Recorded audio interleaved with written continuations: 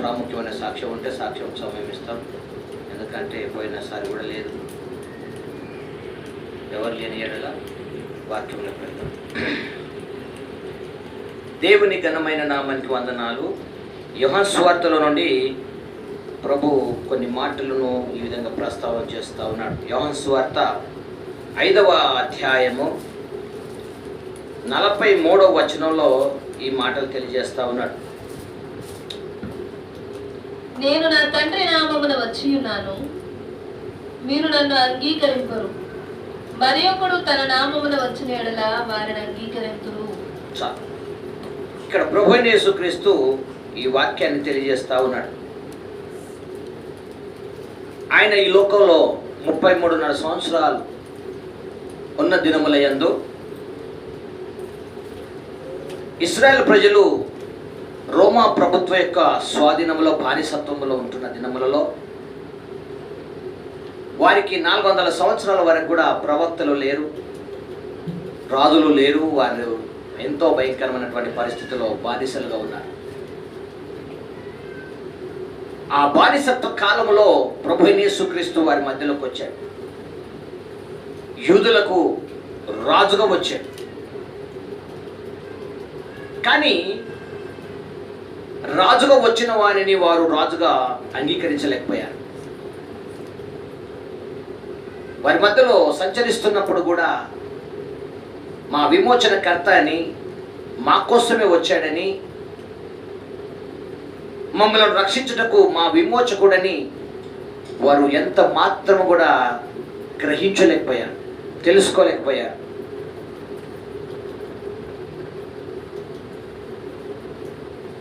వారి యొక్క ఆలోచనలను ఎరిగి ప్రభువైన యేసుక్రీస్తు అంటున్నాడు. ఇక్కడ చెప్పబడిన మాట ఏంటంటే, నేను నా తండ్రి నామమున వచ్చాను అంటున్నాడు. నేను నా తండ్రి నామమున వచ్చాను అని అంటాడు. మీరు నన్ను అంగీకరింపరు అనే మాట చెప్పాడు. నేను నా తండ్రి నామమున అనగా సృష్టికర్త నామమున వచ్చాను. నేను ఎవరో కాదు, వేరే వారిని కాదు. నేను మనందరి తండ్రి అయిన యెహోవా పంపినటువంటి వ్యక్తిని. ఆయన యొక్క నామాన్ని మీకు తెలియచేయడానికి వచ్చాను. ఆయన ప్రభావాన్ని, ఆయన గొప్పతనాన్ని, ఆయన చేసిన అద్భుతాలని, మీ ఎడల ఆయన చూపిన ఆశ్చర్య కార్యాలని మీకు గుర్తు చేయడానికి మీ మధ్యలోకి వచ్చాను. ఆయన నామమున వచ్చాను. కానీ మీరు నన్ను అంగీకరించడం లేదు అనే అర్థం ఏంటంటే, నా మాట మీరు తెలుసుకోవడం లేదు, నా మాట మీరు వినడం లేదు. నేను చెప్పిన మాటలు మీకు వ్యతిరేకంగా అనిపిస్తున్నాయి. నేను ఏదైతే చెబుతున్నానో అది మీకు విరుద్ధంగా అనిపిస్తుంది. నేను ఏది చేస్తున్నానో అది మీకు నచ్చట్లేదు, మీకు విరుద్ధంగా ఉంది. నేను ఏదైతే చేయబోతున్నానో ఆలోచన మీకు అర్థం కావడం లేదు అన్నట్టుగా ప్రభువైన యేసుక్రీస్తు తన ఆలోచన అంతా కూడా చపలపరిచి దేవుని మాటలన్నీ కూడా తెలియచేస్తున్న సమయంలో వారు ఎంత మాత్రం కూడా అంగీకరించడం లేదు. ఆయన అంగీకరించడం లేదు. యూదులకు రాజుగా వచ్చారనే సంగతి కూడా వారు అంగీకరించడం లేదు. నువ్వు తండ్రికి విరుద్ధంగా మాట్లాడుతున్నావు, దేవుడు ఒక్కడే అని చెప్పి తర్కమాడుతున్నారు. నేనే దేవుడిని అంటావు, నేనే తండ్రి ఎదురు నుంచి వచ్చానంటావు అని నానా విధాలుగా ప్రభువైన యేసుక్రీస్తును శోధించడం ప్రారంభించారు. అనేక రకాలుగా శోధిస్తూ ఉన్నారు, అనేక రకాలుగా ఆయనను అపార్థం చేసుకుంటున్నారు. ఎన్ని రకాలుగా అపార్థం చేసుకున్నా ఆయన చెప్పిన మాటలు ఏమాత్రం కూడా వారు అంగీకరించకపోయినను వారిని ఎంతగానో ప్రేమిస్తా ఉన్నాడు, ఎంతగానో ప్రేమిస్తా ఉన్నాడు. అయినా వారు అంగీకరించడం లేదు.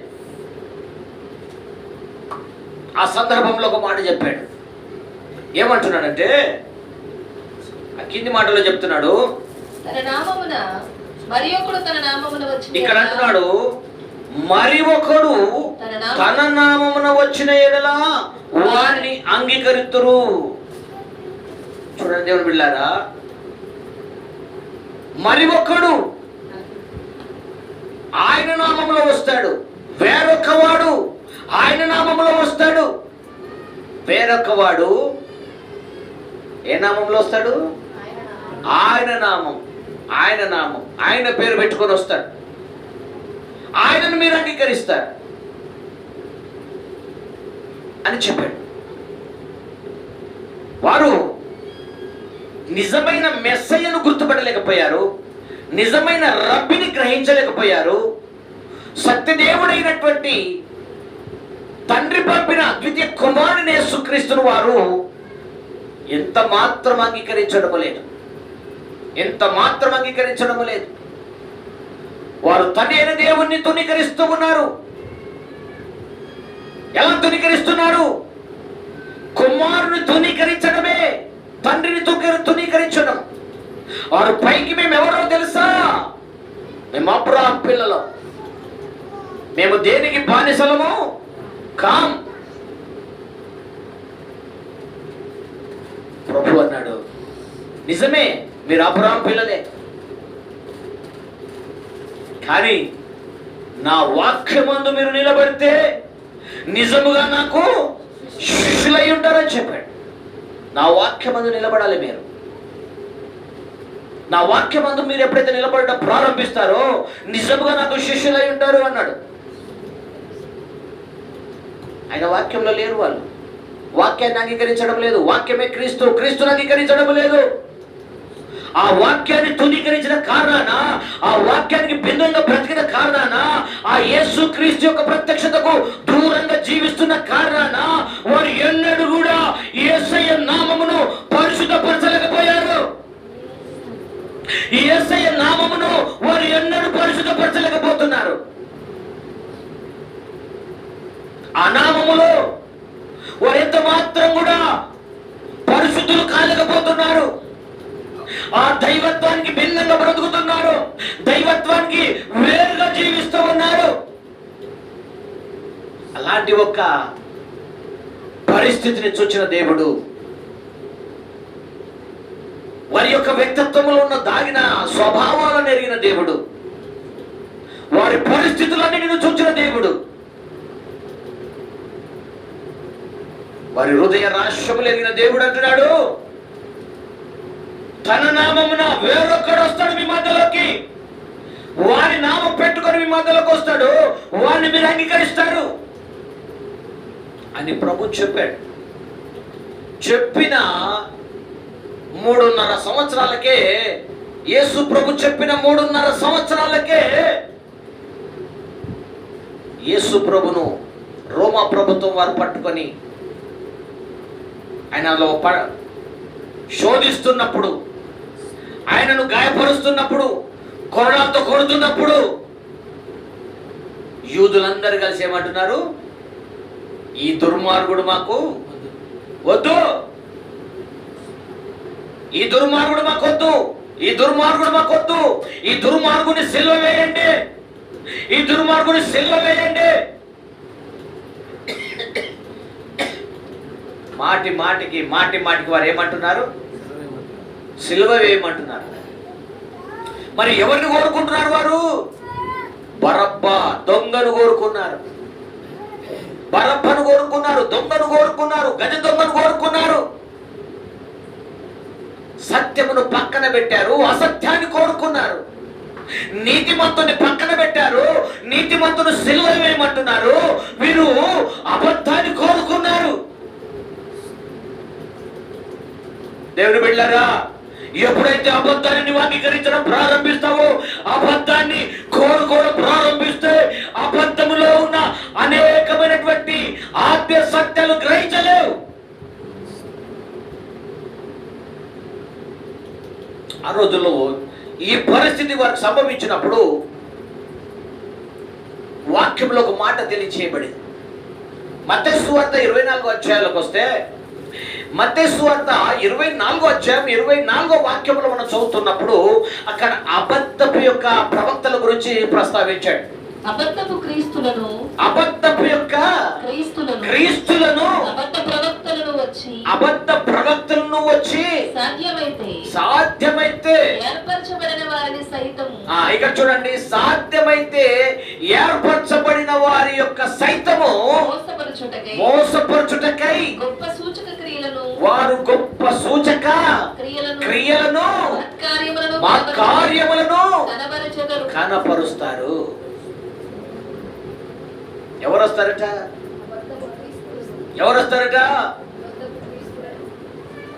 చూడండి, యేసు ప్రభు చెప్పిన మాట, లోకంలోకి ఎవరు వచ్చారు? సత్యం ఎవరు? ప్రభువే సత్యం. ఆయన సత్యం, ఆయన వాక్యం సత్యం. ఆ సత్యాన్ని పట్టుకొని వెళ్ళవలసింది శిష్యుడు. ఆ సత్యం కొరకు నిలబడాలి శిష్యుడు. పక్కన పెట్టేస్తాడు.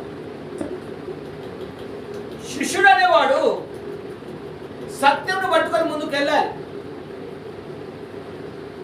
శిష్యుడు అనగా క్రీస్తును అంగీకరించిన వాడు, క్రీస్తు యొక్క సువార్తను వెల్లడిపరిచేవాడు, వాక్యాన్ని బోధించేవాడు. అది ఉన్నది ఉన్నట్టుగా వాక్యాన్ని బోధించి సత్యమును ఉన్నది ఉన్నట్టుగా ప్రజలకు తెలియచేసి ప్రజల్ని ఆత్మీయ స్థితిలో నిలబెట్టేవాడే శిష్యుడు. సంఘాన్ని ఆత్మీయ స్థితిలో తీసుకొచ్చేవాడే శిష్యుడు. సంఘం అతనికి అప్పగించబడినప్పుడు, సంఘం అనేది దేవుని ప్రభువైన యేసుక్రీస్తు ఒక శిష్యునికి అప్పగించినప్పుడు ఆ సంఘాన్ని పరిశుద్ధతలోకి తీసుకురావాలి, పవిత్రతలో నిలబెట్టాలి, దైవ సన్నిధిలోనికి నడిపించాలి, వాక్యానుసారంగా నిలబెట్టాలి. అది దేవుడు వారికి ఇచ్చిన అధికారం. అందుకని మత్తయి సువార్త 28వ అధ్యాయం లాస్ట్ లో అంటాడు, సర్వలోకానికి వెళ్ళి సర్వ సృష్టికి సువార్తను ప్రకటించండి అని చెబుతూ తండ్రి యొక్కయు కుమారుని యొక్కయు పరిశుద్ధాత్మ నామములో వారికి బాప్తీసాలు ఇచ్చుచు నేను మీకు ఏ ఏ సంగతులను ఆజ్ఞాపించుదునో నేను ఆజ్ఞాపించుదునో వాటన్నిటిని గైకొనవలెనని మీరు గైకొనవలెనని వారికి బోధించుడి. ఇదిగో నేను యుగ సమాప్తి వరకు మీతో ఉన్నాను అన్నాడు. దేవునికి స్తోత్రం కలుగును గాక. హల్లెలూయా. యుగ సమాప్తి వరకు మీతో ఉన్నాను. యుగ సమాప్తి వరకు మీతో ఉన్నాను. నేను చెప్పిన ప్రకారంగా నేను సేవ చేయాలి, నేను చెప్పిన ప్రకారంగా నేను నడుచుకోవాలి అని పరలోకమందును భూలోకమందును నాకు సర్వాధికారం ఇవ్వబడి ఉన్నది, అధికారం మీకు ఇస్తుందని చెప్పేసి ఈ భూమి మీద సేవకులుగా దేవుడు నిర్ణయించి వారికి అధికారం ఇచ్చి పంపించాడు. ఏ అధికారం ఇచ్చాడు? పరలోకం యొక్కయు భూలోకం యొక్క అధికారాన్ని దేవుని దాసులకు ఇచ్చి పంపించాడు. ఒక్కొక్కరిని అబద్ధాన్ని నుంచి విడిపించండి, మోసం నుంచి విడిపించండి, సకల అంధకార ప్రభావం నుంచి విడిపించండి, సాతాను రాజ్యాల నుంచి విడిపించండి, సమస్త క్రూరత్వము నుంచి విడిపించండి. దేవుని వాక్యం ఉన్నదన్నట్టు ప్రకటన చేసి వారిని సాతాను రాజ్యముల నుంచి విడిపించడని ఆ రోజుల్లో ప్రభువైన యేసుక్రీస్తు శిష్యులకు ఈ మాటలు తెలియజేసి ఎప్పుడైతే సేవకులుగా ఆయన సన్నిధిలో శిష్యులుగా నిర్ణయించి వారికి భూలోకంలోకి పంపించాడు. పంపిస్తే హల్లెలూయా. ఆ రోజుల్లో శిష్యులు వచ్చి సువార్త ప్రకటిస్తుంటే వాడిని ఏం చేశారట? వారిని సత్యం ఉన్నదన్నట్టు చెప్తే ఏం చేశారంటే వారిని చంపారు. సత్యం ఉన్నదన్నట్టు చెప్తే వారిని నూనెలో పడేశారు. సత్యం ఉన్నదన్నట్టు చెప్తే రంగులతో పోసారు. సత్యం ఉన్నదన్నట్టు చెప్తే వారిని నానా రకాల హింసలు. ఇలాంటి ఒక భయంకరమైనటువంటి శోధనలు జనులను ఆ రోజుల్లో శిష్యులను అలమటిస్తే అదే సత్యాన్ని ప్రకటించడానికి పరిశుద్ధాత్ముడు భూలోకంలో కొందరిని ఏర్పరచుకున్నాడు. అదే సత్యాన్ని భూలోకంలో కొందరిని ఏర్పరచుకున్నాడు.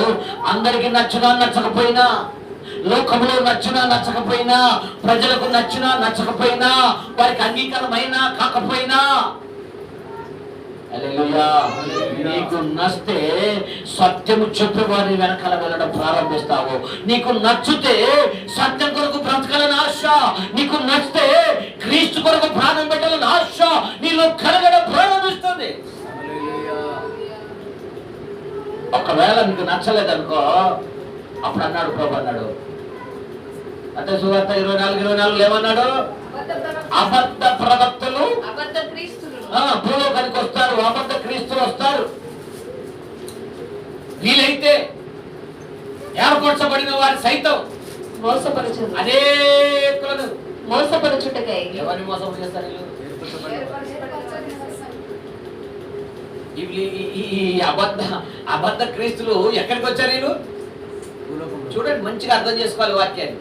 అబద్ధ క్రీస్తులు అంటే, అబద్ధ క్రీస్తులు అంటే ఎవరో కాదండి, నాలాంటి సేవకులే. వీళ్ళు ఉన్నది ఉన్నట్టుగా ప్రకటన చేయరట, వాక్యాన్ని ఉన్నది ఉన్నట్టు బోధించారట. వీరు ఏం చేస్తారంటే, సత్యం కొరకు వెళుతున్న వాడిని మోసం చేసేస్తారు, వాక్యంలో నిలబడుతున్న వాడిని మోసం చేస్తారు.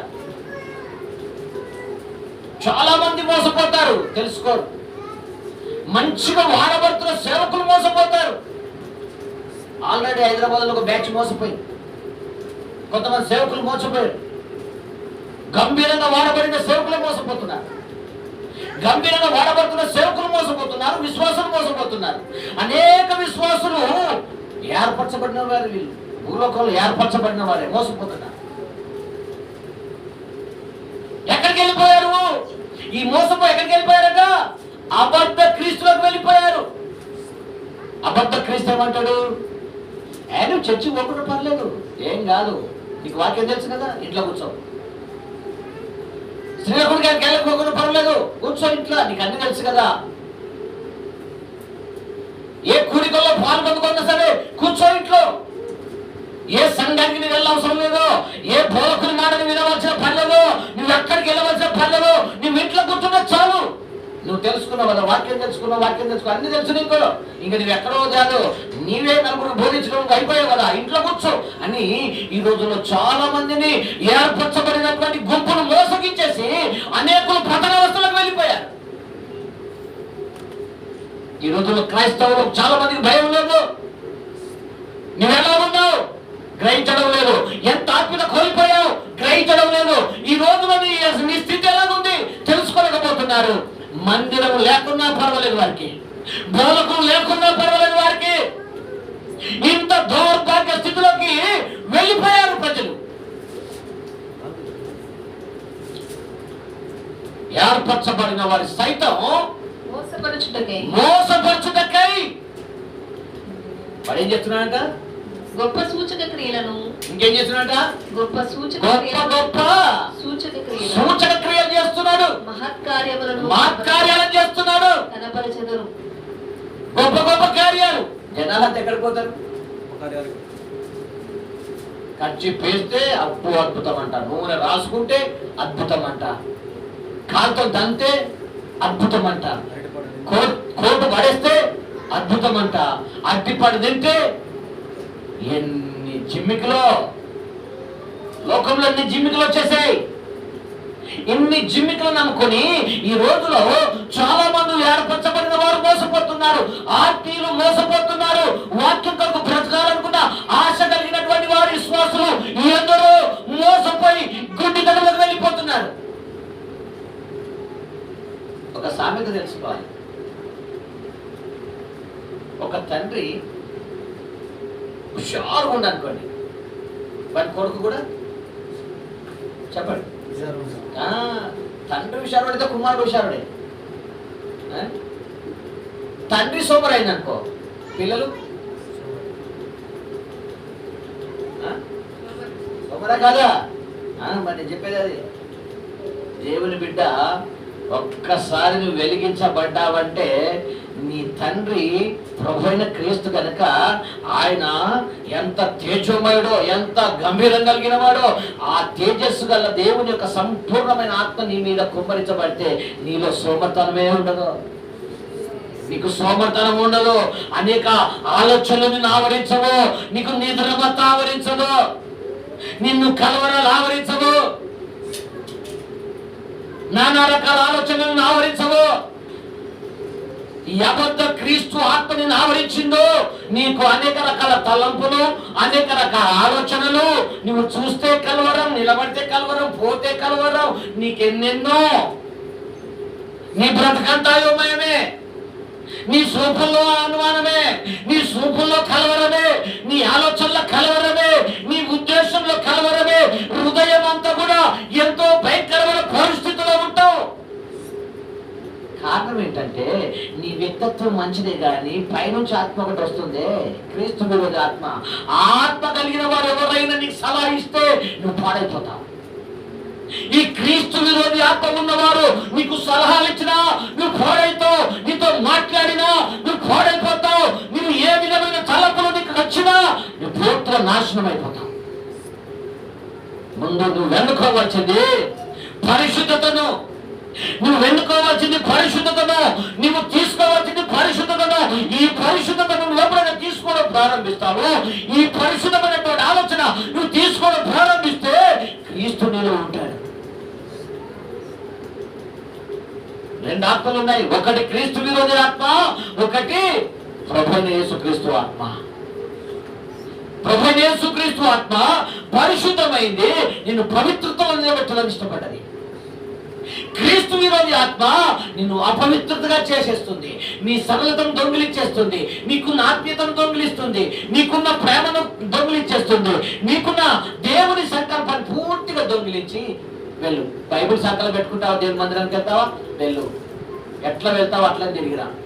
ఏ కలవరంతో పోతావో అదే కలవరంతో రా, ఏ ఆలోచనతో వెళ్తావో అదే ఆలోచనతో రా, ఏ మనస్తత్వంతో పోతావో అదే మనస్తత్వంతో రా, ఏ భావంతో వెళ్తావో అదే భావంతో రా. అక్కడికి వెళ్ళి దేవుడు నీతో మాట్లాడిన మాట నీ హృదయంలో ఒక్కడి ఉండకూడదు. వాక్యముతో సేవకులు మాట్లాడిన ఏ ఒక్క మాట కూడా నీ హృదయంలో ఉండకూడదని సాతాను ఏం చేస్తాడు, నువ్వు లోపలికి వచ్చినప్పుడు తాళం వేసుకొని పోతాడు. తాళం వేసుకుంటా నేను లోపల పంపిస్తాడు. నేను తాళం వేశాడు, హృదయానికి తాళం వేసుకున్నాడు, తాళం చేత ఆయన పెట్టుకొని ఆడ బయట కూర్చున్నాడు, నువ్వేమో లోపల పంపించాడు. ఇప్పుడు ఇక్కడికి వచ్చినాక నీకేం అర్థమవుతుంది కదా, ఏమర్థమవుతుంది?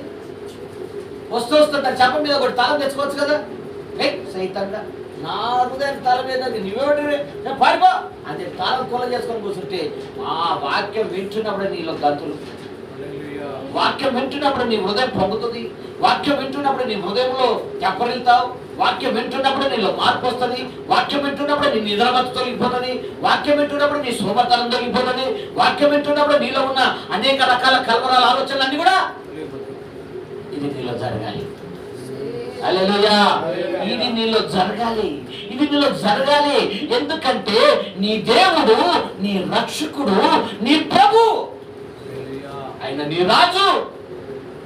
నిన్ను ఆయన హస్తంలో పెట్టుకొని నేను బలపరచాలని కోరినవాడు, ఆయన సన్నిధిలో నిన్ను స్థిరపరచాలని కోరినవాడు, ఆయన రాజ్య పరిపాలనను బ్రతకాలని కోరినవాడు, ఆయన నీతి పరిపాలన జీవితాలను కోరినవాడు. అందుకని రోమపత్రికలు అంటాడు దేవుని రాజ్యము భోజనము పానీయము కాదు గాని నీతి సమాధానం పరిశుద్ధాత్మ యందలి ఆనందమై ఉన్నది. ఏ రాజ్యం అది? దేవుని రాజ్యంలో ఏమున్నది? నీతి సమాధానం పరిశుద్ధాత్మ యందలి ఆనందం ఉన్నది ఆ రాజ్యములో. మరి సైతాన్ రాజ్యంలో ఏముంది? భోజనం పానీయం. ఏమి తాగుము, ఏమి తిందుము, ఏమి కట్టుకుందుము, ఏమి చూపించుకుందాము. చాలా మంది చూపించుకోవడానికి, చాలా మంది ఈ రోజుల్లో చర్చిలల్లా కట్టుకొని చూపించుకుందాము. ఆత్మీయత ఉండదు, చూపించుకుందాము. ఏం బిడ్డలారా, నేను వారి శత్రుని కాదు, నువ్వు మంచి విలగలే కట్టుకో, మంచిగానే ఉండు, కానీ నీ ఆత్మీయ బంగారం లాగా ఉండాలి. నీ ఆత్మీయత మెరుస్తూ ఉండాలి, దేవుని సంకల్పంలో ఉండాలి నీ ఆత్మీయత. కానీ నీ దిగజారిన స్థితిని చూస్తున్నప్పుడు సిగ్గేస్తుంది. ఒక్కప్పుడు మంచిగా వెలిగా, ఒక్కప్పుడు ఎంత గంభీరంగా ఉంది నీ జీవితం, ఒక్కప్పుడు ఎంతో గంభీరంగా ఉంది నీ స్వరం, ఒక్కప్పుడు ఎంతో గంభీరంగా దేవుని కొరకు బ్రతకాలని ఆశ ఉంది. కానీ రాను రాను రాను రాను ఎందుకు ఇలా తయారయ్యావు, ఎందుకు ఇలా జారిపోతున్నావు, ఎందుకు పడిపోతున్నావు అంటే వాక్యం అంటుంది క్రీస్తును ఏడిపించడానికి. ఎవరిని ఏడిపించడానికి? ప్రభువైన యేసుక్రీస్తును ఏడిపించడానికి. యేసుక్రీస్తును ఏడిపించిన భక్తి నీకెందుకండి? యేసుక్రీస్తును వేడిపించి నువ్వేం సాధిస్తావు? యేసుక్రీస్తును దుఃఖపెట్టి నువ్వేం ఫలాలు పొందుకుంటావు? యేసుక్రీస్తును దుఃఖపరిచి నువ్వేం అభివృద్ధి అవుతావు? దేవుని సంగమా, యేసుక్రీస్తులో నిలబడు, బలాభివృద్ధి చెందు. యేసుక్రీస్తులో నువ్వు నిలబడమే ఒక గొప్ప స్థాయి అయితే, నువ్వు అభివృద్ధి చెందడమే, బలాభివృద్ధి చెందడమే ఒక గొప్ప స్థాయి. ఆ స్థాయిలోనికి నేను రావాలని దేవుడు కోరుకున్నాడు. ఆ స్థాయిలో నువ్వు నిలబడాలని దేవుడు నిన్ను ఇష్టపడి కోరుకున్నాడు. దేవుని రాజ్యంలో కట్టడానికి యేసుక్రీస్తు ఇశ్రాయేలు ప్రజల మధ్యలోకి వస్తే యేసుక్రీస్తును సిలువ వేయమన్నాడు. ఆ దుర్మార్గుడు సిలువ వేయడన్నాడు. దుర్మార్గుడిగా మార్చేసేదే. ఈ ప్రజలు దుర్మార్గులై ఉండి పరిశుద్ధుని దుర్మార్గుడుగా అన్నారు. అందుకే వేరొకడు వారి పేరున ఇంకొకడు వస్తాడు, అన్న నామమును ఇంకొకడు వస్తాడు, అతన్ని మీరు అంగీకరిస్తాడు. అది క్రీస్తు, అబద్ధ క్రీస్తు మీ మధ్యలోకి వస్తాడని చెప్తే అతన్ని అంగీకరించు. వచ్చాడు, వారి మధ్యలో స్థాపించాడు, రాజ్యాన్ని స్థాపించాడు, వారి మధ్యలోనే ఉండిపోయాడు. వారు ఎంతగానో దేవుని రాజ్యానికి దూరం అయిపోయారు, ఆయన సంకల్పానికి దూరం అయిపోయారు. ఆ దూరమైన ప్రజలు ఎలాగున్నారు తెలుసా? ఎలాగున్నారు తెలుసా? యెషయా ప్రవచన గ్రంథం 8వ అధ్యాయం 7వ వాక్యంలో మనం చూస్తే, యెషయా ప్రవచన గ్రంథం 8వ అధ్యాయం 7వ వాక్యంలో మనం చూస్తే వారి పరిస్థితి ఎలాగుందో చూడండి. ఎక్కడ ఉన్నారు చూడండి.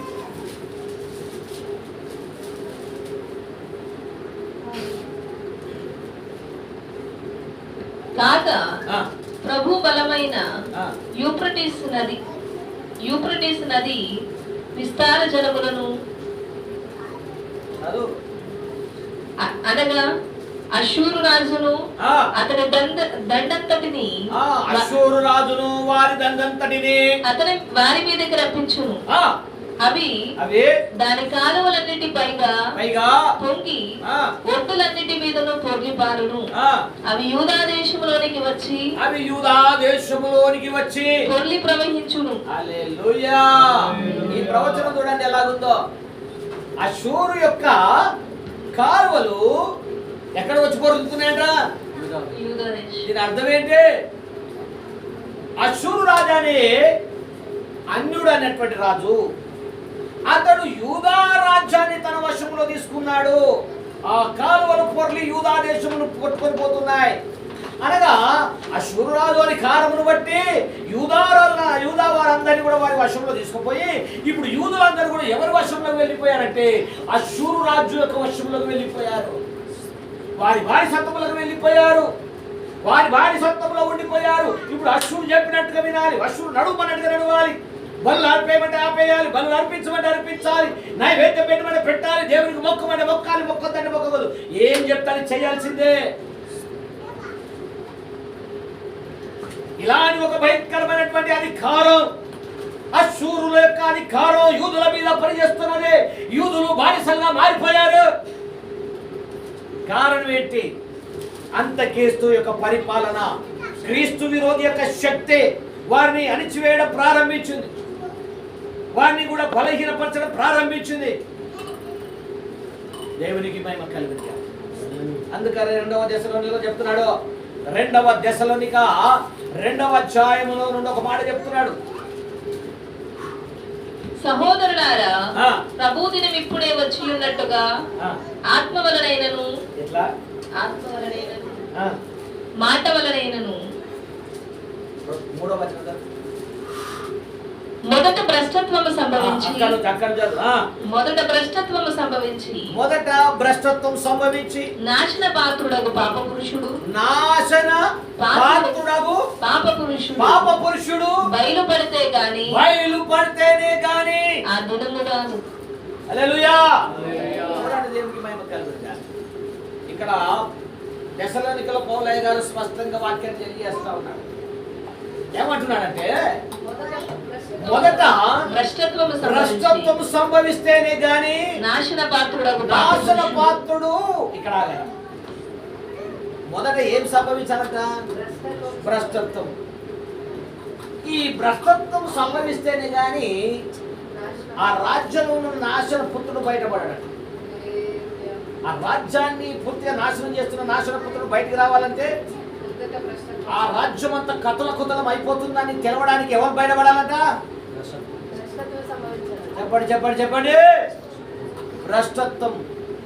నీకు ఇంకా అర్థం కావాలంటే నీ ఆత్మీయ జీవితంలో నువ్వు సత్సావు అనే సంగతికి బయటపడాలంటే ఏం ముందు కనబడాలి? భ్రష్టత్వం కనబడాలి. నువ్వెంత దరిద్ర స్థితిలోకి వెళ్ళావు అనే సంగతి బయటపడాలి కదా. నువ్వెంత దిగజారిపోయిన సంగతి నీకు తెలియాలంటే ఏం కావాలి? బయటపడాలి కదా. ఆ లోపల నిన్ను పాడు చేసే నాశన పుత్రుడు ఉన్నాడనే సంగతి నువ్వు గ్రహించాలంటే నీ పట్టణాన్ని పాడు చేసే నాశన పుత్రుడు లోపల దాగి ఉన్నాడనే సంగతి నీకు ఎట్లా తెలుసు? నీవే ఒక యూదా పట్టణం అనుకో, నీవే ఒక పట్టణం అనుకో, నీ లోపల అంతరంగంలో ఉన్న భావాలు మారిపోతున్నాయంటే, నీ ఆలోచనలు మారిపోతున్నాయంటే నీ పట్టణం అంటే నీవే ఎలాగా పూర్తిగా నాశనం అయిపోతున్న సంగతి నీకు తెలవాలంటే ఎవడు బయటపడాలి? నిన్ను పాడు చేసే నాశన పుత్రుడు బయటపడాలి. నీ లోపల ఉన్న ఆలోచనలు ఏంటి? నువ్వే రూట్లో వెళ్ళిపోతున్నావు, నువ్వే ఉద్దేశంలో వెళ్ళిపోతున్నావు, నువ్వే ఉద్దేశంలో దేవుని దగ్గరికి వచ్చావు, ఏ ఉద్దేశంలో వాక్యాన్ని అతుక్కున్నావు, ఏ ఉద్దేశంలో ప్రభులో బ్రతకాలనుకున్నావు, ఇప్పుడు ఏ ఉద్దేశంలో నువ్వు వెళ్ళిపోతున్నావు? ఎక్కడ వెళ్ళిపోతున్నావు? నువ్వే స్థితిలో వెళ్ళిపోతున్నావు? నీకు అర్థం కాదు. నువ్వు చేసేదే సత్యం అనుకుంటావు, నేను నడుస్తుందే కరెక్ట్ అనుకుంటావు, నేను చేస్తున్న భక్తి కరెక్ట్, నా ముందున్న కరెక్ట్ కాదనుకుంటావు, నేను నడుస్తుందే కరెక్ట్, వారు కరెక్ట్ కాదనుకుంటావు.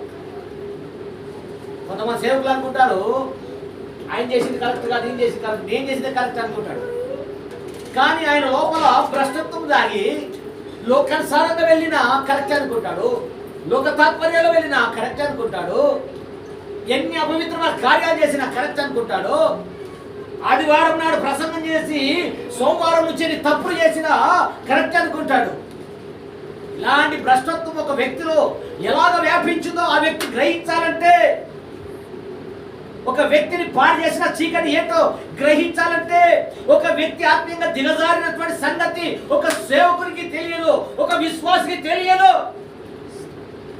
ఆ లోపట ఆ పట్టణంలో అంటే మన లోపల దాగిన ఆ పాప పురుషుడు బయటపడితే గాని నీకు అర్థం కాదు. సహోదరి, నీవు ఎందుకు దిగజారిపోయావనే సంగతి నీకు తెలియదు, నువ్వెందుకు ఆత్మీయంగా కుంగిపోతున్నావో నీకు తెలియదు, నువ్వు ఎందుకు ఆత్మలో దిగజారిపోతున్న సంగతి నాకు తెలియదు, నీకు తెలియదు. ఎప్పుడైతే పాప పురుషుడు బయటపడతాడో అప్పుడే నీ ఆత్మీయ సరళత ఎంత దిగజారిన సంగతి అప్పుడు నీకు అర్థమవుతుంది. అందుకే ఆ మాట చెప్తున్నాడు పౌలయ్య. అపోస్తలుడైన పౌలు దశలోనికలో ఉన్న సంఘానికి వివరిస్తున్నాడు. మళ్ళీ చదువు బిడ్డ. ఏమంటున్నాడంటే మొదట భ్రష్టత్వము సంభవించి నాశన పాత్రుడకు పాప పురుషుడు బయలుపడితేనే గాని ఆ దినము రాదు. ఏ దినము? యేసయ్య దినము రాదు. అంత్యక్రీస్తు బయటపడితేనే గాని, వాని చిల్లకి శాతాలు బయటపడితేనే గాని, వాని ప్రభావం బయటపడితేనే గాని ఆ దినము రాదు అని తెలియజేస్తాడు దేవుడి. అందుకనే ఈ భయంకరమైనటువంటి దినములలో మనం ఉన్నాం తెలుసుకోవాలి. ఆఖరి దినములో మనం ఉన్నాం, కడవరి దినములో మనం ఉంటున్నాం. లోకానికి మహాభయంకరమైన శ్రమలు రాబోతున్నాయి, మహాశ్రమలు, 7 ఏళ్ల శ్రమలు రాబోతున్నాయి. మహాభయంకరమైన శ్రమల కంటే ముందుగా యేసయ్య ఈ వాక్యాన్ని ఆ రోజుల్లో ప్రకటించినట్టుగా ఈ రోజుల్లో అక్కడక్కడ సేవకులు సత్యవాక్యాన్ని ప్రకటిస్తున్నట్టు కూడా నిర్లక్ష్యంగా కూర్చొని నిర్లక్ష్యంగా వెళ్ళిపోతే చాలా భయంకరం. అందుకని దానియేలు ఒక ప్రవచనంతో ఒక మాటను విడుదల చేశాడు ఆ రోజుల్లో. దానియేలు ప్రవచన గ్రంథం 9వ అధ్యాయంలోకి మనం వెళ్ళిపోతే ఆ రోజుల్లో ఈ ప్రవచన వాక్యము ఏ విధంగా అయితే బయలుపరిచారో నేటి దినముల్లో కూడా అదే జరగబోతుంది కనుక ఒక చక్కటి మాట గ్రహించాలి. దేవునికి స్తోత్రం కలుగునుగా. దానియేలు ప్రవచన గ్రంథము 9వ అధ్యాయము 27వ వాక్యాన్ని మనం చదువుతున్నప్పుడు అక్కడ చక్కగా 2 విషయాలను తెలియజేశాడు. అతడు ఒక అతడు ఎవరంట? అతడు అంటే అతడు ఎవరండి? అతడు అంటే ఎవరు? ఏమ్మా అతడంటే ఎవరు? ఎవరు తెలియదా మీకు? అంత్యక్రీస్తు. అతడు ఒక వారం వరకు అనేకులకు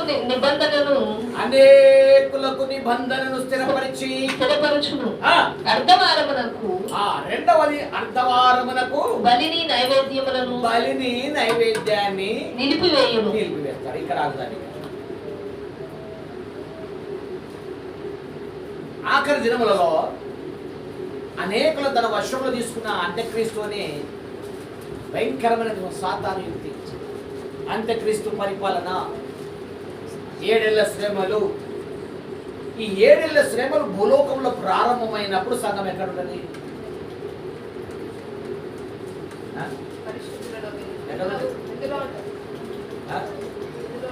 ఎక్కడ ఎక్కడుంటది? ఎక్కడ పరిశుద్ధ సంఘం ఎక్కడ ఉంటుంది? పరలోకంలో ఉంటుంది. దేవునికి స్తోత్రం కలుగుతాడు. హల్లెలూయా. పరిశుద్ధ సంఘం భూమి మీద ఉన్నంత కాలం 7 ఏళ్ల శ్రమల కాలము రాదు. అంటే గుర్తుపెట్టుకోండి, పరిశుద్ధ సంఘం భూమి మీద ఉన్నంత కాలం అంత్యక్రీస్తు పరిపాలన అనేది ఏ మాత్రం సాగదు. మరి ఏం నడుస్తుంది? ఆడు శోధకుడు శోధిస్తూ ఉంటాడు.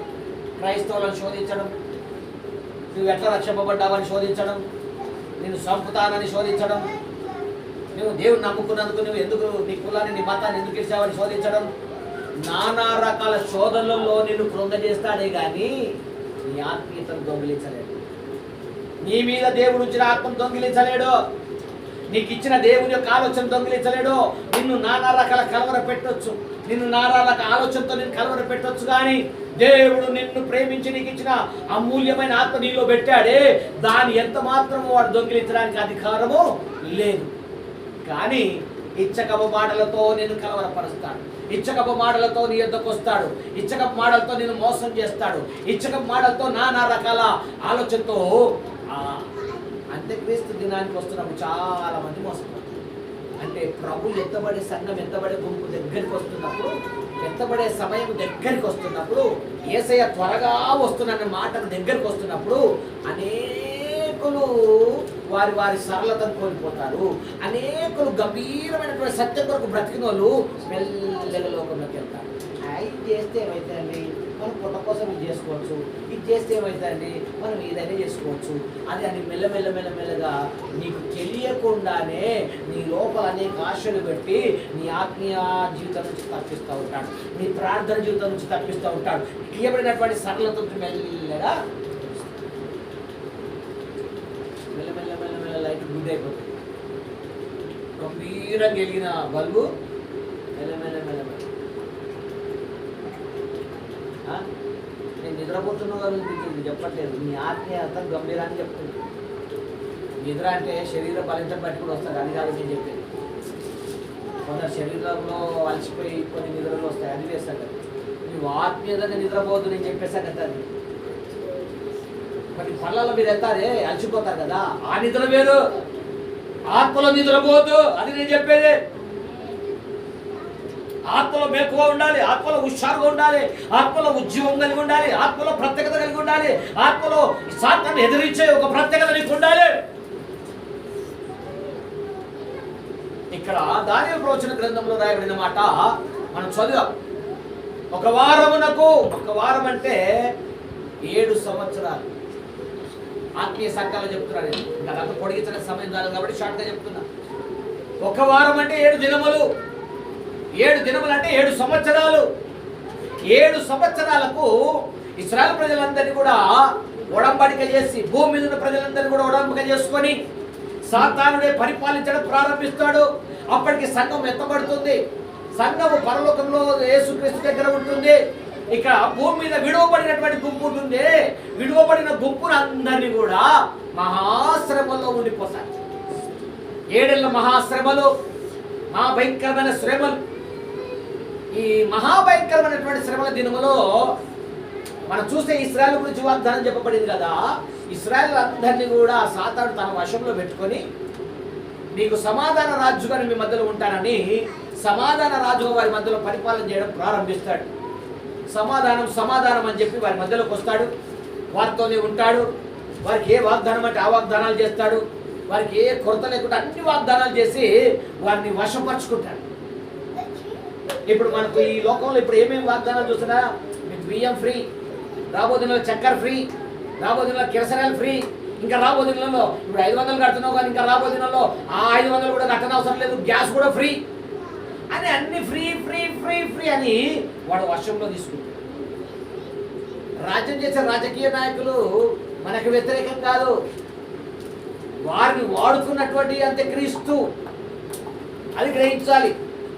అంత్యక్రీస్తు యొక్క పరిపాలన దగ్గరికి వస్తున్నప్పుడు అది ఏ మనుషుడు గ్రహించలేడు, ఏ వ్యక్తులు గ్రహించలేరు. వాడు వ్యక్తిగతంగా వాడు అన్ని ప్లాన్ చేసుకొని ప్రపంచం అంతటిని కూడా తన వశంలో తీసుకోవడానికి, భూలోకంలో ఉన్న ప్రజలందరూ కూడా తన వశంలో తీసుకోవడానికి అన్ని వాగ్దానాలు చేసేస్తాడు.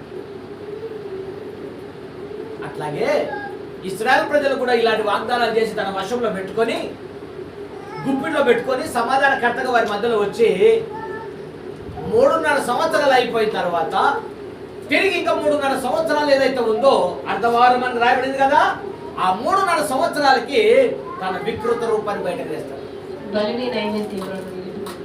ఏం తీసుకొస్తాడు? బలిని నైవేద్యాన్ని ఆపేస్తాడు. ఏయమైనది మందిరంలోకి వస్తుంది. నిలిచి వరకు ఏమొస్తుందట? ఏయమైనది నిలిచి వరకు చదువు. నాశనము చేయవాడు వచ్చును. చూడండి దేవుని బిడ్డలారా, 3.5 సంవత్సరాలు ఎంతో గంభీరత చూపించాడు. ఎంతో గంభీరత చూపించాడు. ఈయననే యేసుక్రీస్తు అని నమ్మారు, ఈయననే మన ప్రభు అని నమ్మారు, ఈయననే మా విమోచకుడు అని నమ్మారు, ఈయననే మా దేవుడు అని నమ్మారు, ఈయననే మా మెస్సేజ్ అని నమ్మారు. ఆఖరుకు తన యొక్క సాత్వికమైన రూపముని చూపించి వారిని వశపరుచుకున్నాడు. 3.5 సంవత్సరాల అనంతరం 3.5 సంవత్సరాలకి ఏం చేశాడంటే, ఇశ్రాయేలు మధ్యలో ఏ బలి అయితే ఉండదో ఆ బలిని ఆపేశాడు, ఏ బలిపీఠాలు ఉన్నాయో ఆ బలిపీఠాలు ఆపేశాడు. మందిరాలకి ఏమైనా తీసుకొచ్చి అపవిత్రమైన దాన్ని మందిరంలో పెట్టాడు. గ్రహిస్తారు ఎవరని? ఒకప్పుడు మండిన సంఘాలు, సమర్పణ కలిగిన సంఘాలు, ఆత్మీయత ఉన్న సంఘాలకు ఇప్పుడు ఏం కాదట, ఏం చేసిన ఏం కాదట, ఎట్లా ఉన్నా ఏం కాదట. అర్థమైందా? మొన్న తెలిసిన సంగతి దేవుని బిడ్డలారా, భూలోకంలో మండిన సంఘం అది. పెంతెకోస్తు సంఘం, మండిన సంఘం. ఒక్క ముక్కు పూలు ఉంటే వాళ్ళకి బాప్తీసాలు ఇవ్వలేదు, బల్ల కూడా ఇవ్వలేదు.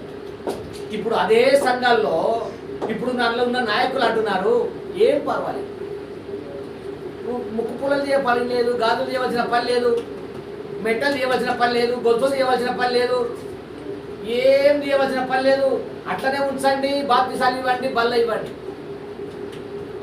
ఏమైనా సంఘంలోకి వచ్చిందా రాలేదు? ఏమైనా దాంతో సంఘం నడుస్తుందా లేదా? ఈనాడు గొప్ప గొప్ప మినిస్ట్రీలు పడిపోయినాయా లేదా? మండుచున్న సంఘాలు ఈ రోజున భూలోక సంబంధంగా మారాయా లేదా? సేవకులందరూ దాని వశంలోకి వెళ్తున్నారా లేదా? ఈ అంత్య దినములో అనేక మంది సేవకులు దాని వశంలోకి వెళ్ళిపోయారు. సత్యం ఏంటో గ్రహించలేము. మండుచున్న అనుభవాల నుంచి దిగజారిన పరిస్థితి. దేవుని బిడ్డలారా, సంఘాలు కూడా నులివెచ్చని స్థితిలోకి వెళ్ళిపోతున్నాయి. ఎక్కడ చూసినా నులివెచ్చని స్థితి, ఎక్కడ చూసినా నులివెచ్చని స్థితి. ఆచారాలతో నిండిపోతుంది, ఆభరణాలతో నిండిపోతున్నది, భయంకరమైన వ్యర్థాచారాలతో నిండిపోతున్నాయి సంఘాలు.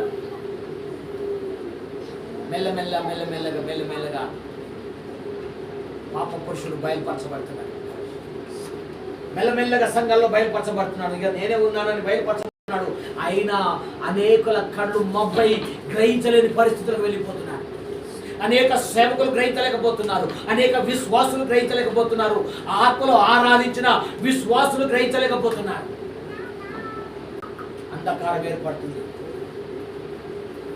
సంఘాల్లో అంధకారం ఏర్పడుతుంది. ప్రజల్లో అంధకారం ఏర్పడుతున్నది. ఇలాంటి గుడ్డితనం ఎప్పుడైతే ప్రజలకు వస్తుందో,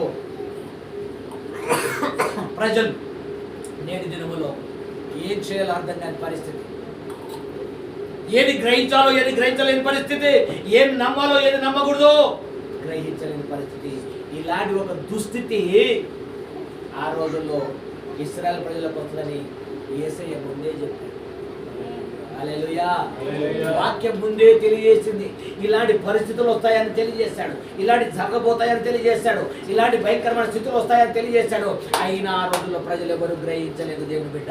ఈ రోజుల్లో కూడా అనేకులు గ్రహించక మందత్వములకు వెళ్ళిపోతూ అనేకమైనటువంటి పాపేచ్ఛల్లో వెళ్ళిపోయి రకరకాల అంధకార చీకటితో కమ్ముకున్నటువంటి ప్రభావంతో నిండినటువంటి ప్రజలు ఇప్పుడు ఏం చేయాలో అర్థం కాని పరిస్థితుల్లో అందరు కూడా ఎలా ఉన్నారంటే, ఇప్పుడు ఏం చేయాలో అర్థం కాని పరిస్థితుల్లోకి, ఏం చేయాలో అర్థం కాని పరిస్థితులు ఈ ప్రజలు. దేవుని బిడ్డ, ఇలాంటి ఒక భయంకరమైనటువంటి చీకటి వారిని అలమటించినప్పుడు వాళ్ళకి అర్థమైంది, అయ్యో మేము మోసపోయామే. ఈ భయంకరమైన క్రీస్తు విరోధి మమ్మల్ని నిలబడి చేస్తున్నాడు. ఈ క్రీస్తు విరోధి వశంలోకి వెళ్ళిపోయాం. అటు మెస్సయ్యను అంగీకరించవలసిన వారు మెస్సయ్యను అంగీకరించలేకపోయాం. మెస్సయ్య వద్దకు వెళ్ళవలసిన వారం ఆయన గ్రహించలేకపోయాం. ఇప్పుడు ఎవరైతే అంగీకరించకూడదో అతన్ని అంగీకరించాయని రాజుగా స్వీకరించాం. అయ్యో ఇప్పుడు ఏం చేయాలి అని బబులోను నదులన్నీ కూడా, అష్షూరు నదులన్నీ కూడా యూదా రాజ్యం మీదకి ఎలాగా పొర్లి పారుచున్నవో వాళ్ళ అధికారాలన్నీ కూడా అలా పొర్లి పారడం మూలాన వారందరూ కూడా మరణ ఛాయలకు వెళ్ళిపోతూ ఉన్నారు. మరణంతో ఉడంబడిక చేసుకుంటున్నారు. ఓ పాతాళంతో ఏకమైపోయారు. వారి పరిస్థితులు ఎంత దారుణంగా మార్చబడ్డది. వారు ఏం చేయాలన్నా ఇప్పుడు భయంకరమైనటువంటి పరిస్థితులు వెళ్ళిపోయారు. అయ్యో అయ్యని రొమ్ము కొట్టుకొని ఏడుస్తూ ఉన్నారు. ఇప్పుడు ఏం చేయాలో అర్థం కాని ఒక భయంకరమైన రోదన ధ్వని వినబడుతున్నది. ఒక కన్నీటి వేదన కనబడుతున్నది. ఇప్పుడు ఏం చేయాలో అర్థం కాని పరిస్థితుల్లో వారందరూ కూడా ఎంతగానో రోదనలో, హింసలో, బాధలో, కృంగిపోయిన స్థితిలో ఏడుస్తూ ఉన్నారు. ఏడుస్తున్నప్పుడు ఒక స్వరం వినబడుతున్నది.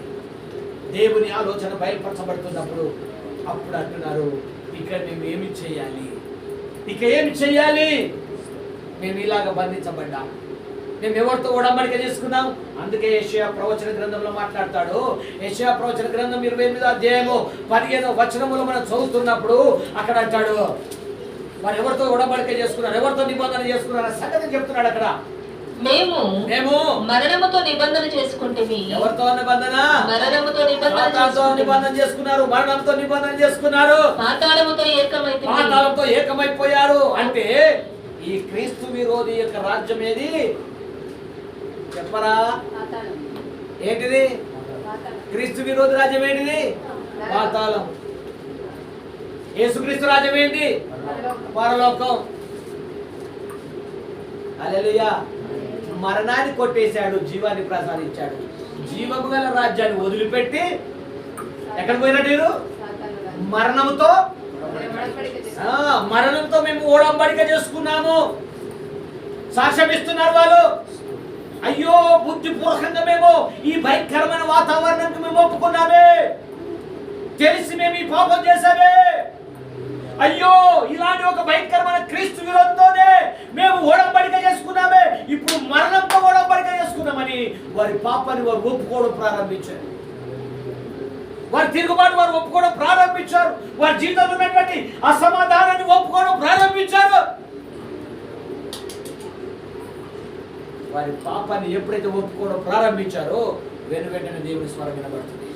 18వ వచనంలోకి వస్తున్నప్పుడు అంటాడు, మరణముతో మీరు చేసుకున్న నిబంధనలు కొట్టివేయబడును. దేవుని బిడ్డలారా ఆయన చెప్తున్నాడు, మరణముతో మీరు చేసుకున్న ఉడంబడిక కొట్టివేయబడును. పాతాళముతో మీరు చేసుకున్న ఉడంబడిక ఇక నిలువదు.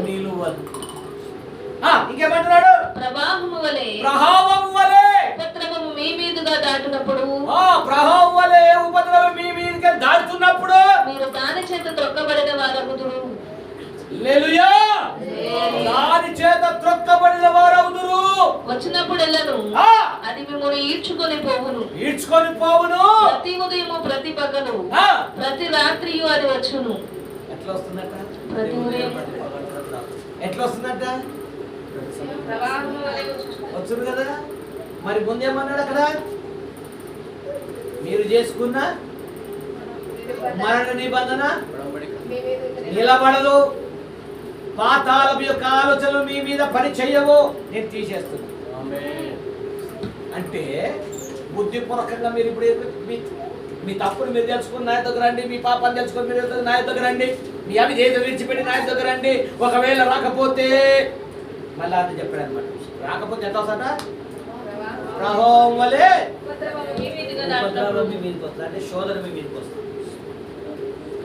ఎన్ని విధాలుగా దేవుని వాక్యం తెలియజేసినా ఏదో విన్నాంలే అందరూ చెప్తారు. ఆడ అదే వాక్యం, ఇది ఆడ అయ్యగారు అట్లా చెప్తారు, ఈ అయ్యగారు కూడా అట్లా చెప్తారు. ఈ బుద్ధిమాన ప్రవచనమే దేవుని ఆలోచన. దేవుని ఆలోచన నువ్వు ఎప్పుడైతే నిలబడడం ప్రారంభిస్తావో ఆ ఆలోచనను బట్టి నువ్వు నడవడానికి, నువ్వు సమర్పించుకోవడానికి, నీ జీవితాన్ని మార్చుకోవడానికి ప్రయత్నం చేస్తావో మరణం నీ మీద పనిచేయదు. పాతాళ ఉడంబడిక నీ మీద చెల్లదు. నేను క్షమిస్తున్న దేవుడు నేనే అని ప్రభు చెప్తున్నాడు. ఆయన కార్యాలు అద్భుతాలు, ఆయన ఆలోచన గంభీరం. దేవుడు బిడ్డలారా, ఈ రోజున ఈ వాక్యానికి నువ్వు ఎప్పుడైతే సరెండర్ అవ్వడం ప్రారంభిస్తావో ఆయన అంటున్నాడు, ఇదిగో నేను తండ్రి నామమున నీ యొద్దకు వచ్చాను, నువ్వు నన్ను అంగీకరించాడు. ఒకవేళ నన్ను అంగీకరించావా, తన నామమున ఒకడు వస్తున్నాడు, వాడిని అంగీకరిస్తే ఇలాంటి ఒక భయంకరమైనటువంటి బాధ నీ మీద జరగబోతుంది అంటున్నాడు. ఈ రోజు నువ్వు తీర్మానం చేసుకో, ప్రభువా మేము బ్రతుకు దినములన్నీ కూడా కృపాక్షేమాలు మా ఎంట వచ్చి నీ రాజ్యంలో మేము చేరాలని నువ్వు సమర్పించుకోగలిగినట్లయితే ఇప్పుడే ప్రభువా మోకరించి, తండ్రి మేము నీ సన్నిధికి అప్పగించుకుంటున్నాం. మా సోమతనం తొలగించు, మా విధేయతను తొలగించు, మాలో ఉన్నటువంటి అనేక ఆలోచనల మీద విడుదల కలిగించు. మమ్మల్ని మేము శుద్ధులు చేసుకొని నీ రాజ్యంలోకి వెళ్ళాలయ్యా. నీ రాజ్యంలో మేము నిరంతరం కూడా జీవించాలి ప్రభు అని నువ్వు ఎప్పుడైతే దేవుడి సన్నిధిలో నీ పాపాన్ని ఒప్పుకోవడం ప్రారంభిస్తావో, నీ అవిధేయతను విడిచిపెట్టడానికి ఆలోచిస్తావో, నీ దేవుడు నీతో ఉంటాడో, నీ ప్రభు నీతో ఉంటాడో, ఆయన యొక్క ఆత్మ నీతో ఉంటుంది. ఆయన ఆత్మచేత నిన్ను నడిపిస్తాడో, ఆయన ఆత్మచేత నిన్ను నిలబెడతాడో, ఆయన ఆత్మచేత నిన్ను బలపరుస్తాడో, నిన్నుగా నీ కుటుంబాన్ని బలపరుస్తాడు. నీ కుటుంబంలో ఆత్మకార్యాలు జరుగుతాయి, నీ సంఘంలో ఆత్మకార్యాలు జరుగుతాయి. దేవుడే ఆయన ప్రచండమైనటువంటి దేవుని యొక్క ఆలోచన చేత ఒక్కొక్కరిని ఏలడానికి, ఆత్మకార్యాలు చేయడానికి, అంత్య దినములలో ఆయన ఆత్మచేత నిలబెట్టడానికి నిన్ను నిలబెట్టాడు. సంఘముగా నిన్ను నిలబెట్టాడు. సంఘమా నీవు ఉన్నతమైన స్థితులకు వెళ్ళాలి. సంఘమా నువ్వు ఆత్మీయ క్షేమాభివృద్ధి ఉండాలి. సంఘమా నువ్వు ఆత్మీయ ప్రత్యక్షతలో నిలబడాలి. ఈ రోజుల ఆశామాషి ఏడ ఉంటే ఏం కాదులే, ఏడ కూర్చుంటే ఏం కాదులే, ఎక్కడికి వెళ్తే ఏం కాదులే అని అనేకుల నిర్లక్ష్యతం. పైకి సత్యం అంటారు, లోపల చీకటి. పైకి సత్య జీవితం అంటారు, లోపల ఏడ కూర్చుని ఏం కదనిపిస్తుంది, నువ్వేం చేసినా ఏం కదనిపిస్తుంది, నీ జీవితంలో ఎన్ని ఆచారాలు చేసినా ఏమనిపించదు. ఆయన ఓపికతో నేను సహనంతో చూస్తున్నాడు. ఇప్పుడు ఏం చేసినా చెల్లుబాటు అవుతావు, నువ్వు ఎలా నడిచినా చెల్లుబాటు అవుతావు. కానీ ఒక రోజు రాబోతుంది, ఆ దినంలో నువ్వు దాగలేవు,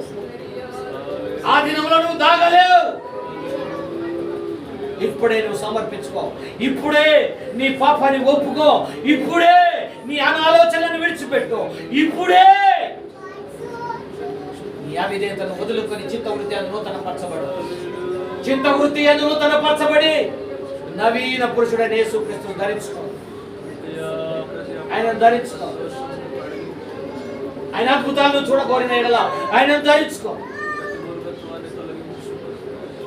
మనకు అనుకూలమైన బోధలు కాదు, వాక్య ప్రకారమైన బోధ. మనకు అనుకూలమైన నడక కాదు, దేవునికి అనుకూలమైన నడక నీ జీవితంలో జరిగిన ఎడలా నీవు క్షేమంగా ఉంటావు, నీ కుటుంబం క్షేమంగా ఉంటుంది. నీవు క్షేమంగా ఉంటావు, నీ పుట్టిన పిల్లలు క్షేమంగా ఉంటారు. నీ భవిష్యత్తును మార్చే దేవుడు, నీ తరాన్ని మార్చే దేవుడు. ప్రభు కొరకు బ్రతకడం నేర్చుకుంటే, ఆయన వాక్యాన్ని కొరకు నువ్వు బ్రతకడం నేర్చుకుంటే, నీతిని ధరించుకొని నీతి యథార్థతలో నువ్వు బ్రతకడం నేర్చుకుంటే, నీ ప్రభు నిన్ను వదిలిపెట్టు. ఈ రోజున నీ త్యాగం ఏంటి, నీ సమర్పణ ఏంటి, నీ మనస్తత్వం ఏంటి? ఒక్కసారి నేను నువ్వు పని చేసుకొని ఈ రోజున నీ ప్రభు ధరించుకొని వెళ్ళాలి. ఆయన వాగ్దానాన్ని ఎత్తుకొని వెళ్ళాలి. ఆయన నీ కుటుంబంలో మార్పును అనుగ్రహిస్తాడు, గొప్ప మార్పును అనుగ్రహిస్తాడు, నీ జీవితంలో గొప్ప మార్పును ఇస్తాడు. Praise the Lord. Hallelujah. Stotram, stotram, stotram, stotram. Praise the Lord Jesus. Hallelujah.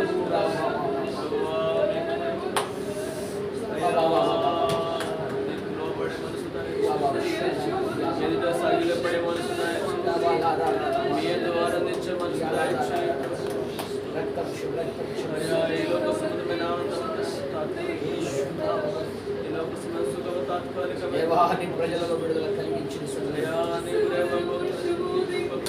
అనవసరాల ప్రజలు మరణంతో నిబంధన చేసుకున్నారు, పాతాళంతో ఏకమైపోయారు. అశ్షూరు పరిపాలనలో వారు శోధకులుగా మీరు, దాసులుగా మీరు ఆ ప్రజలు అలాగా ఉండిపోతే ఈనాడు సంఘం కూడా అనేక పరిస్థితుల్లో ఎదుర్కొంటున్నారు. యేసు క్రీస్తు సంఘమని, సత్య సంఘమని,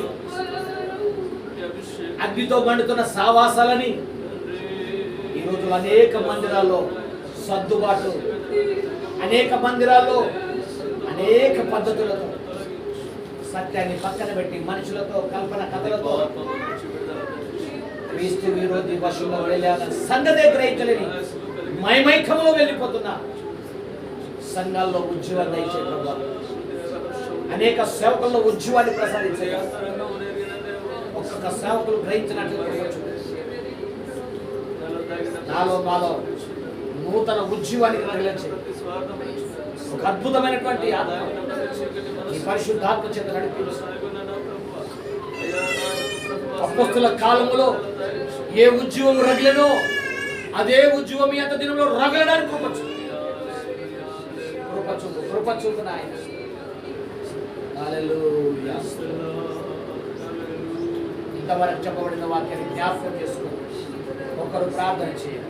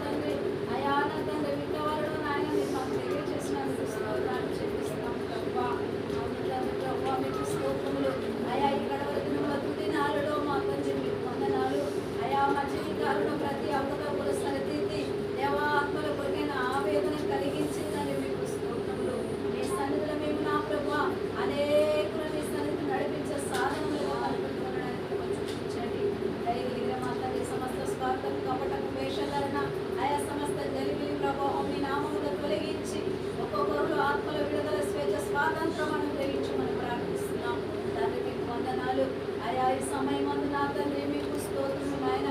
వాక్యపరిచర్య మీరు మీ దాసుని నిలబెట్టుకొని నా మా హృదయాలకు కావాల్సిన వర్తమానం అనుగ్రహించడానికి స్తోత్రములు. తండ్రి ప్రభువా, అయా నా తండ్రి యోహాను సువార్తలో మాతో మీరు మాట్లాడినారు, మత్తయి సువార్తలో నుండి మాతో మీరు మాట్లాడినారు. యేసయ్యా మీకు స్తోత్రములు.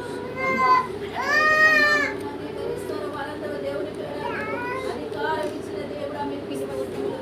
మా కోసం నా తండ్రి నేను రక్త మాంసముల వారమైనందున అయా మీరు రక్త మాంసములు ధరించినాము రవ్వా. రక్త మాంసములు పాల్గొనైన గొప్ప దేవుడా మీకు స్తోత్రములు. అయా మీరు అక్కడ ఎప్పుడు ఏ సమయం మాకు తెలియదు తండ్రి. అయా మమ్మల్ని ఎలాగ ప్రేమించారు తండ్రి, ఎలాగ రక్షించారు అయా మీరు మీ వాక్యంలో తెలియజేస్తున్నారు. నాయన ఎంత దినములలో నాయన అబద్ధ ప్రవక్తలు అనేకులు బయలుదేరుతున్న సమయంలో ఎలా గుర్తించి ఎలాగ నా ప్రభు గ్రహించి ఆత్మలో నా తండ్రి దేవా తెలుసుకోవాలో మీ ఆత్మలను మాకు తెలియజేసినందుకు స్తోత్రాలు. ప్రభు ఆత్మలు మీరు ఒక జీవితము దయచేయండి. అబద్ధపు క్రీస్తులను అబద్ధపు ప్రవక్తలను అయా గ్రహించగలిగిన కృపలు ఆయన మీరు సహాయం దయచేయమని అనుకుంటున్నాను. దాన్ని మీరు స్తోత్రము నాయన. ఇక్కడ దినములలో మా విశ్వాసాన్ని మా రక్షణను అయా ఎలా కాపాడుకున్నారు మీ వాక్యం ద్వారా తెలియజేస్తున్నారు. దానిలో ప్రవచన గ్రంథంలో ఉన్న తండ్రి ఆయా ఒక వారమునకు అర్ధ వారమునకు లేఖనం తెలియజేస్తున్నారు తండ్రి ప్రభా. ఆ ఒక వారం అర్ధ వారము ఏంటో మీరు మాకు తెలియజేస్తున్నారు. దేవా మీకు స్తోత్రము నాయన.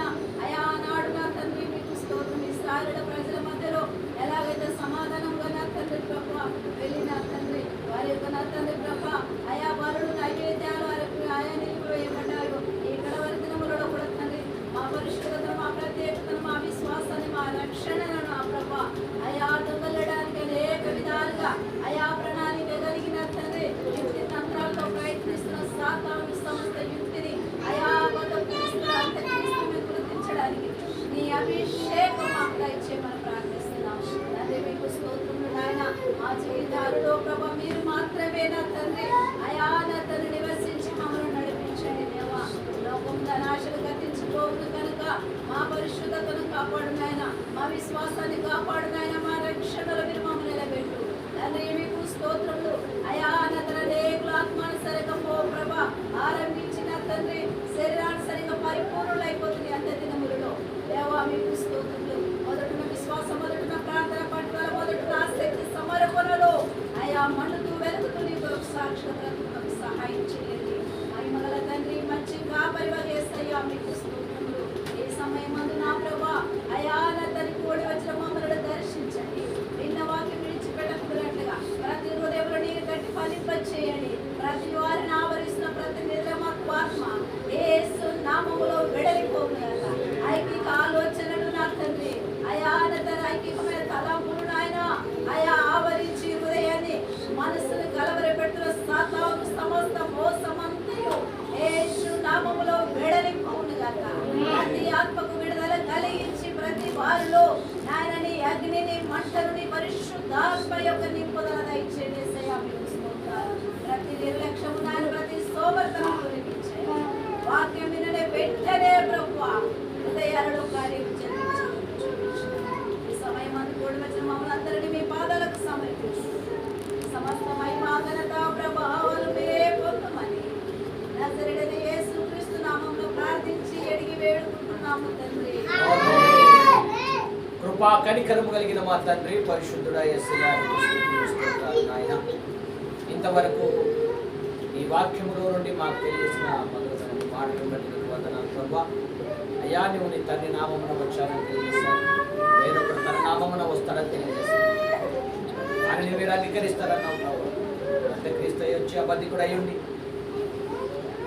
ఏర్పరచబడిన వారు సైతం అనేకులు మోసగించి ఆయన తన వశంలో తీసుకొని వెళ్ళాడని తెలియజేశాను.